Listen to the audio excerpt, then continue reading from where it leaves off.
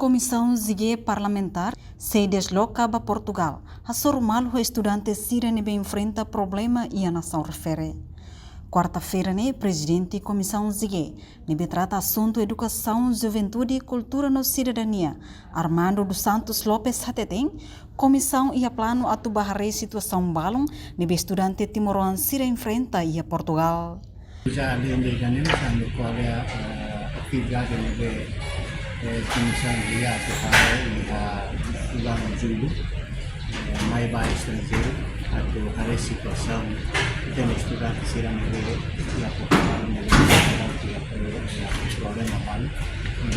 Durante esse ano, a diferença se ela compara o CPLP valor de ensino $30, valor saiba 90 e tal, a diferença é mesmo, bukan para usar o Ministério do Ensino Superior, mas para que conquiste o problema seria malo, não se para entender na documento para usar o problema seria para estudante seria para e a saúde da FEDEA e da fatinera para ser a coordenação do estudante. Mas se não kami tem para resolver diretamente o estudante seria para resolver problemas seria e finalmente para mim seria mas ele recomenda para o governo a cultura muito para a sanidade de 2016 kita ministro recomenda para ele resolver também quando está tu querer ter capital tem que saber dia nebe usim